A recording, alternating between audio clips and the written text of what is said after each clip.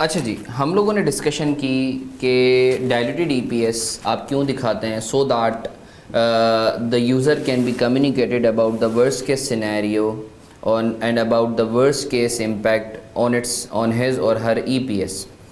अब मैंने एक टर्म यूज़ की कि डायल्यूटेड ईपीएस में आप क्या करते हैं, आप पोटेंशियल ऑर्डिनरी शेयर्स को जो है इनकॉर्पोरेट करते हैं। सवाल ये पैदा होता है कि पोटेंशियल ऑर्डिनरी शेयर्स होते क्या हैं।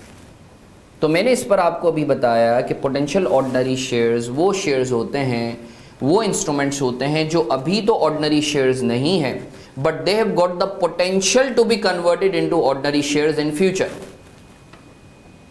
तो आई होप आपको पोटेंशियल ऑर्डिनरी शेयर्स के हवाले से जो है डेफिनेशन पे क्लैरिटी है। अब सवाल ये पैदा होता है कि पोटेंशियल ऑर्डिनरी शेयर्स कौन कौन से होते हैं। तो याद रखें अभी आपके लेवल पर तीन किस्म के जो है पोटेंशियल ऑर्डिनरी शेयर्स होते हैं। These are those instruments, let me quickly reiterate for all of you, these are the instruments which are not ordinary shareholders right now, but they have got the potential to be converted into ordinary shares. पहला जो potential ordinary share है वो है option. Option के अंदर आप user को जो है ऑप्शन देते हैं कि यूज़र चाहे तो वो नॉमिनल अमाउंट या फ्री में जो है शेयर्स खरीद सकता है। याद रखिएगा ऑप्शंस का ईपीएस पे क्या इंपैक्ट पड़ता है, ईपीएस पे क्या इंपैक्ट पड़ता है। कंपनी को कुछ अर्न तो नहीं हो रहा, कंपनी को इजाफी कुछ अर्न नहीं होता, अलबत्ता ऑप्शंस की वजह से कंपनी के जो शेयर्स हैं उनमें लाजमी इजाफा होता है।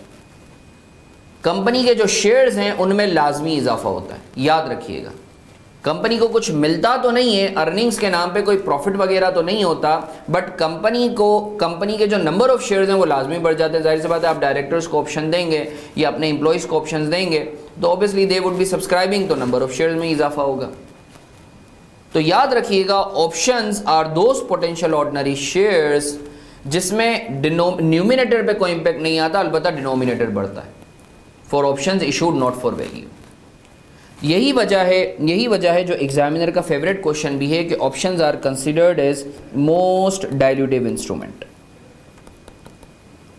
मोस्ट डाइल्यूटिव क्यों है? क्योंकि इसकी वजह से न्यूमिनेटर पे कोई इंपैक्ट नहीं पड़ता, सिर्फ और सिर्फ डिनोमिनेटर पे इंपैक्ट पड़ता है।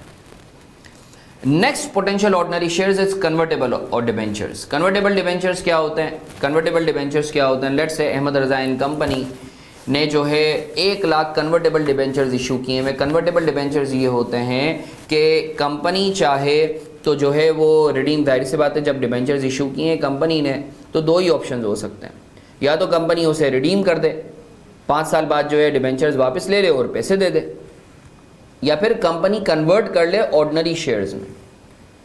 लेट्स से मारफानी लिमिटेड ने 1 लाख डिबेंचर्स इशू किए हैं 5 साल के लिए।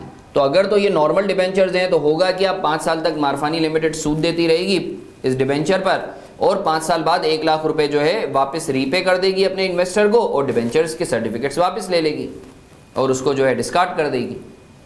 बाज़ मारफानी लिमिटेड या कोई भी कंपनी क्या कर सकती है, वो डिबेंचर्स में या डेट इंस्ट्रूमेंट में एक फ्लेवर दे दे कि भाई अपने डिबेंचर होल्डर्स को या इन्वेस्टर्स को ये ऑप्शन दे दे कि भाई आप चाहो तो आप 5 साल बाद पैसे ले लो, रिडीम करवा लो, या आप चाहो तो एक सर्टेन रेशो में जितने आपके पास डिबेंचर्स हैं 1 लाख के हिसाब से आप उसके एवज मारफानी लिमिटेड के शेयर्स ले लो, मालिक बन जाओ। दोनों ऑप्शन हो सकते हैं ना। अब फॉर एग्जांपल सर जो है सामने वाला क्यों चाहेगा इन्वेस्टर, भाई अगर एग्जांपल ले लेते हैं यूनिलीवर है, यूनिलीवर अगर आज कन्वर्टेबल डिबेंचर्स इशू करे तुम देखो फुली सब्सक्राइब हो जाएंगे, क्योंकि सबको पता है यार वो एक बहुत बड़ी कंपनी है, एमएनसी है, उसके प्रॉफिट्स जो हैं क्या कहते हैं 9 और 12 डिजिट्स में आते हैं। तो क्यों नहीं चाहेगा बंदा, क्यों बंदा चाहेगा कि उसका लेंडर बने? एवरीवन वुड वांट कि उसका शेयर होल्डर बने। तो दैट इज़ द रीज़न कि कंपनी जो है कन्वर्टेबल डिबेंचर इशू करती है। तो अब सर ज़रा सोचो कि आज की तारीख में अगर ये डिबेंचर्स कन्वर्ट हो जाते हैं तो होगा क्या, ईपीएस पे क्या इम्पेक्ट पड़ेगा? डोंट यू थिंक जो कंपनी सूद पे कर रही थी आज की तारीख में, हम अज्यूम कर रहे हैं कि अगर तो ये कन्वर्टेबल डिबेंचर कन्वर्ट हो जाएं तो होगा क्या? एक तो जो कंपनी सूद पे कर रही है उसे पे नहीं करना पड़ेगा, तो सेविंग्स होंगी। सेविंग्स का मतलब ये है अर्निंग्स के ऊपर पॉजिटिव इम्पैक्ट होगा। यही वजह है कि मैंने न्यूमिनेटर के अंदर लिखा है इंक्रीज इन सेविंग्स। बस यहाँ एक चीज़ याद रख लेना, ये जो इंक्रीज इन सेविंग्स हैं ये नेट ऑफ टैक्स हैं। बाज़ औक़ात एग्जामिनर आपको टैक्स दे देता है तो this should be taken net of tax. और सर होगा क्या, जब सर कन्वर्ट हो जाएंगे तो जाहिर सी बात है वो ऑर्डिनरी शेयर्स बन जाएंगे। तो मैंने न्यूमिनेटर और डिनोमिनेटर में बता दिया है कि भाई डायल्यूटेड ईपीएस में क्या इंपैक्ट होगा। अगर तो कन्वर्टेबल डिबेंचर्स हैं और आप डायल्यूटेड ईपीएस निकाल रहे हो तो हो सकता है कि आपकी सेविंग्स बढ़ जाए, उसकी वजह से आपकी अर्निंग्स बढ़े, क्योंकि अब आपको सूद नहीं देना पड़ेगा जब डिबेंचर्स कन्वर्ट हो गए। नंबर 2, आपके ऑर्डिनरी शेयर्स जो हैं वो बढ़ जाएंगे। अच्छा सर, एक और इंस्ट्रूमेंट होता है कन्वर्टेबल प्रेफरेंस शेयर्स। तो सर प्रेफरेंस शेयर्स का भी मोर और लेस कन्वर्टेबल डिबेंचर्स वाला ट्रीटमेंट होता है। 1-2 एक्सेप्शंस हैं, वो हम बाद में डिस्कस करेंगे।